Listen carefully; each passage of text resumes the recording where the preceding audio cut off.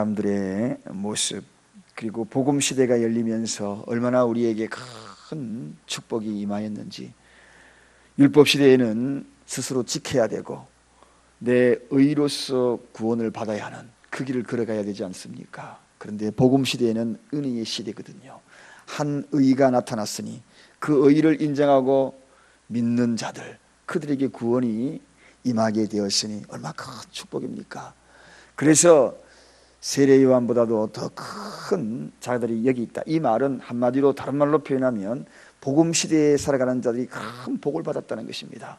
그러므로 주님 모신 이 시대, 복음 시대에 살아가는 여러분, 그 의를 인정하고 믿음으로 구원받는 철저한 은혜 속에 살아가는 여러분, 그래서 저와 여러분은 한 발걸음 한 발걸음 옮기더라도 은혜의 발걸음입니다. 복된 발걸음인 것입니다. 이보다도 더 귀하고 복된 은혜의 시간이 어디에 있겠습니까? 이 이야기 이어지면서 이제 예수님이 세례에 대한 이야기를 덧붙이고 계십니다. 그래서 세례를 받은 자와 거부한 자들에 대한 내용을 계속해서 이 내용들을 점검해 보고자 합니다. 오늘 여기 29절 30절에 보면 모든 백성과 세리들은 세례를 받았는데, 세례를 받고 난 다음에 이 말씀을 듣고 하나님을 의롭다 하되, 하나님의 의가 철저하게 인정되는 그 순간이지만, 그러나 30절에 가보면 바리새인과 율법사들은 세례를 받지 아니한 자라, 스스로 하나님의 뜻을 저버린 자라, 이렇게 소개하고 있습니다. 자, 오늘 우리는 이 세례를 받은 것, 당시에 세례를 받은 이들에 대해서 좀 더 알아보고, 세례를 거부한 자들은 왜 거부를 하게 되었는가에 대해서 말씀을 좀 나누고자 합니다. 세례를 받은 자, 여기 나오는 자들이 누굽니까? 바로 세리와 그리고 백성들이다, 이렇게 소개하고 있습니다. 특별히 이 세리에 대한 이야기가 나옵니다. 세리는 죄의 대명사입니다. 당시에 죄인이 누구냐? 이렇게 물으면 세리, 이렇게 이야기하는 자들, 죄인의 대명사. 그렇습니다. 당시에 의인이 누구냐? 그렇게 이야기하면 바리새인들, 의인의 대명사. 이 두 부류의 모습에서 어디에서 문제가 생겨서 이것이 완전히 역전되어 버리는가? 주님 안에서 의인이 되어버린 바리새인, 세례요한이 주님 안에서 죄인이 되어버린 바리새인, 주님 안에서 의인이 되어버린 세리, 왜 이렇게 역전이 되어버렸는가? 자, 오늘 그 말씀을 좀 나누고자 합니다. 세례를 받은 사람들, 그들이 누구인가? 자신의 죄를 자각했다는 것입니다. 내 죄를 자각한 사람들. 여러분, 요한의 세례를 받은 사람들은 일반 백성과 세리라 그랬습니다. 특별히 세리들은 동족 유대인들로부터 죄인으로 취급받고 미움을 받고 배척을 받고, 그리고 심지어 왕따를 당했던 그런 자들입니다. 그런 자들이 하나님의 자녀가 되었다는 겁니다. 그 자녀가 된 이유는 무엇인가? 그것은 바로 자신의 죄를 자각했다는 것입니다. 자신의 죄를 자각하는 것. 사랑하는 여러분, 우리도 사실은 과거에 세리와 다를 바가 없는 자들이 아닙니까? 세상 사람들이 인정하였고 주님이 인정하는 그런 죄인들이었습니다. 그럼에도 불구하고 세례를 받음으로 자신의 죄를 자각했다는 것입니다. 세례는 뭐냐?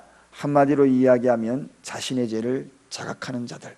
내 의로서는 도저히 구원받을 수 없습니다. 그러므로 하나님의 의가 필요합니다. 나는 죄인입니다. 고백하며 세례를 받는 것이, 이것이 바로 죄를 자각하는 것이, 이것이 바로 세례인 것입니다. 또한 세례가, 어떤 자들이 세례를 받았는가? 여기 보면 마음의 문이 열린 자들입니다. 여러분, 심령의 문이 열린 자들입니다. 심령의 문이 닫힌 자들은 결코 세례를 받지 않습니다. 회개는 무엇인가? 여러 가지 많은 복음적인 이야기를 들어도 자신의 죄를 자각하고 엎드리는 자들은 마음의 문이 열린 자들입니다. 한마디로 심령의 귀가 열린 자들입니다. 육신의 귀가 열린 자들은 결코 이런 일에 귀를 기울이지 않는 것입니다. 죄의 이야기가 들려오면 그것이 나의 이야기구나 하고 엎드리지만, 육신의 귀가 열려 있는 자들에게는 그러한 귀들이 열리지 않기에, 자각하지도 않을 뿐더러 마음의 문이 안 열렸기에 들리지가 않는 것입니다. 여러분, 오늘도 이 새벽에 이 죄에 대해서 이야기하면 참 우리는 괴롭습니다. 듣기를 거부합니다. 마음에 거슬립니다. 그러나 그때마다 마음의 문이 열린다면 이들이 누구인가? 진정한 합당한 세례의 열매를 맺은 자들입니다. 여러분, 합당한 세례의 열매를 맺은 자들의 특징은 이거예요. 자꾸 마음의 문이 열려요. 하나님의 말씀이 임할 때마다 자꾸 이것이 들어와요. 그러나 합당한 세례의 열매를 맺지 못한 자들은 특징이 있습니다. 마음의 죄성이 지적이 되고 거슬릴 때마다 자꾸 마음의 문을 닫아버려요. 저것은 내 이야기가 아닌데 남의 이야기처럼 들리는 것입니다. 그러므로 오늘도 이 새벽에 행여나 우리에게 거슬리는 죄의 문제들이 있다면 여러분의 마음이 열려지기를 바랍니다. 저의 마음이 열려지기를 바랍니다. 이게 진정한 회개에 받은 자의 특징적인 바로 그렇게 나타나는 증거라는 것입니다. 또 세례를 받은 자 어떤 특징이 있는가? 하나님의 의로우심을 깨닫는 자들입니다. 여러분, 하나님의 의로우심, 오늘 여기 보니까 모든 백성과 세리들은 이미 요한의 세례를 받은 자들, 이 말씀을 듣고 하나님을 의롭다 하다. 여러분, 하나님을 의롭다 하다. 이렇게 하나님을 의롭다 하는 자들의 특징은 내가 공을 세우나 은혜가 갚지 못하네 쉼없이 힘쓰고 눈물 근심 많으나 구속 못할 죄인을 예수 홀로 속하네. 사랑하는 여러분, 세례를 인정하고 세례받은 자의 특징이 있습니다. 내 의를 인정하지 않는 것입니다. 우리가 이 땅에서 많은 일들을 합니다. 선행도 행하고 좋은 일도 하고, 그러나 하나님의 의로 하지 않는다면 하나님께로 인정받을 것 아무것도 없습니다.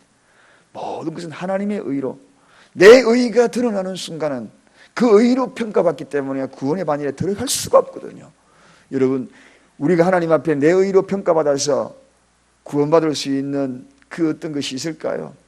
조그만 이런 죄도 어떻게 해요? 죄거든요. 죄는 하나님과 반대요 원수가 되기 때문에, 그래서 우리 의로서는 하나님 앞에 접근할 수 있는 방법이 없고 구원할 수 있는 방법이 아무것도 없는 것입니다. 그러므로 우리 의로서는 하나님 앞에 상급받을 것이 아무것도 없거든요. 그러므로 우리가 작은 것이라도 하나님의 의를 인정하는 것, 이것이 굉장히 중요한 것입니다. 오늘 우리가 하루를 살아도 하나님의 의를 인정하는 가운데 헌신하고 봉사하고 선행한 일을 하고 그럴 때 하나님이 인정하는 것입니다. 그게 하나님의 의를 드러내는 것이거든요. 결국은 인간의 최후의 마지막 보루는 하나님의 의를 인정하느냐 인정하지 않느냐. 인간은 죄인이지만 하나님의 의로 말미암아 우리가 구원의 대열에 들어갈 수 있다는 것, 이 사실을 인정하는 것, 이게 바로 세례받은 자의 특징입니다.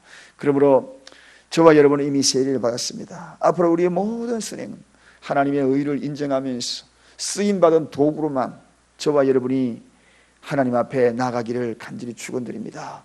그것이 바로 세례받은 자의 특징이에요. 그러나 세례를 거부한 자들의 모습은 어떤 자입니까? 오늘 그들이 바리새인들입니다. 바리새인들은 당시에 경건주의를 지향했던 사람입니다. 누구보다도 그들은 참으로 의롭게 보인 자들입니다. 의의 대명사입니다. 세례를 받지, 그러나 그들은 세례를 받지 않았다고 성경이 이야기하고 있습니다. 율법의 의로운 행위로 충분하다고 생각했습니다. 내 의로 하나님께로 가까이 갈 수 있다고 충분하게 생각했다는 것입니다. 그런데 예수님은 이들을 향하여 회칠한 무덤이다, 그렇게 이야기해요. 알맹이가 없다는 겁니다. 회를 취한 무덤이 무엇입니까? 껍데기만 허옇다는 것이죠. 속에는 썩어 문드러지고 있다는 것입니다. 사랑하는 여러분, 우리의 인간의 행위는 겉으로 의롭게 보이나 속으로는 썩은 죄성이 늘 도사리고 있습니다. 그렇게 성인이었던 사도 바울도 이 속에 늘 두 마음이 싸운다고 이야기하지 않았습니까? 그러므로 여지없이 무너지거든요.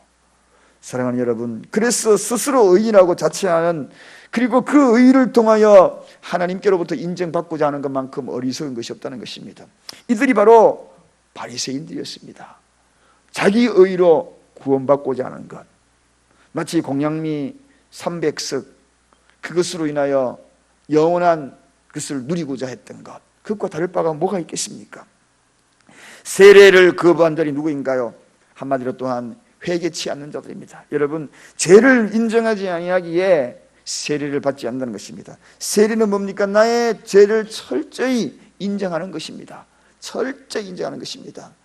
내 의로는 구원받을 수 없음을 알고 주님의 의를 인정하고 철저히 나는 죄인인 것을 인정하는 것이 세례입니다. 그래서 이 세례는 회개 없는 그러한 구원은 불가능한 것을 우리 너무나 잘 알고 있습니다. 그래서 원죄와 자범죄를 우리가 철저히 회개하지 않습니까? 그걸 씻는 것입니다. 죄를 씻는 그 의식과 절차가 바로 세례이기 때문입니다. 그래서 이 죄의 문제를 가지고는 하나님 앞에 나아갈 수 없는 것이거든요.